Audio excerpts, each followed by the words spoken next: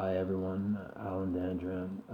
People ask me how did you recover and how are you recovering? Because basically, like I said, I'm schizophrenic and I'm an alcoholic. I'm a drug addict. I've been through abuse and I'm a codependent and I've had or have anger problems. I had self-esteem problems and finally I had sex addiction problems. So what I do with all of that is I'm very strong on the 11th step, which is prayer and meditation and recovery. I pray like all day. I'm always like in conscious contact with God and asking Him what to do and asking Him to help me and to guide me. And the 11th step is also, like I said, meditation. So I meditate. I try to find stillness and observe my mind, and I try not to think at all for like 20 minutes.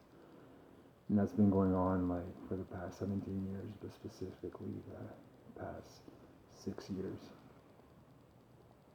And the other thing I do the third step prayer every morning, turning my life and will over to God. And I do CBT, which is cognitive behavioral therapy, where I write down what's wrong and then what's wrong with my thinking and the right way of looking at it. It's basically what it is. And I read like 400 books in the past years, in my recovery, the past 17 years. And they're mostly books on spirituality and philosophy and psychology. And I also watch documentaries about science, like the brain and Einstein and stuff like that. The anthropology, how the earth started, how the animals on the earth begun, or where they came from, with how they came to be on the planet. And I see my doctor, I have a psychiatrist, and he monitors my medication, and it took a long time, trials and tribulations, trials and errors, trying like at least like 10 different types of medication that didn't work. So he's very helpful in that respect. He's been patient with me. And then I saw over 5 psychologists, and all of them had their like input that helped or their guidance that helped. And I journal often. I write journals like when I'm thinking, when I'm experiencing, and try to put it in perspective. Because when it's in our mind, it's all like scrambled. But when you get it down on paper, you see what it is. And then I talk to people. I talk to people I trust, and I tell them what's really bothering me, what's hurting me, and stuff. And that helps a lot. I think it's important to find the right people to do that with.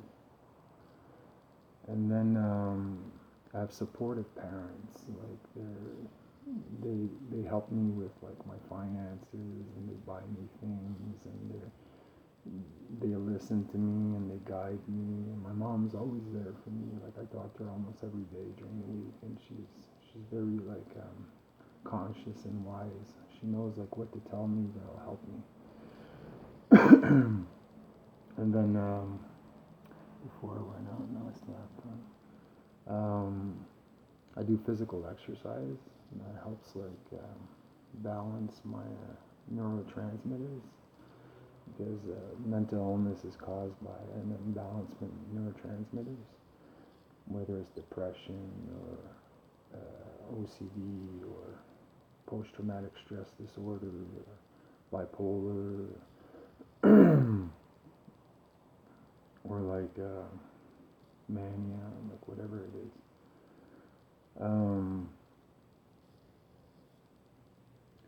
And then the biggest thing that I do is try to help people, and I have a desire to help people every day, and I try to help people every day. Like I text people all day, how you doing? And I have 20 sponsees, which I'm very grateful to have, because like by me helping them, it helps me. when people get better, I get better. So that's it. I'm schizo and I'm alcoholic. I'm drug addict. Um, I have like abuse wounds, or I did kind of thing, and codependent. I've had anger problems, self-esteem problems, and sex addiction problems. And with that final touch with sex addiction, what I do is that I look at where I feel guilty and I try to change it. Like I look at my behavior that makes me feel guilty and I try to change it so I don't feel guilty anymore.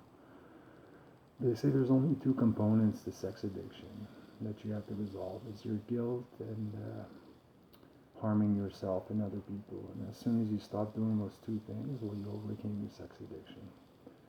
So that's it. I wish you all a wonderful day. Until next time.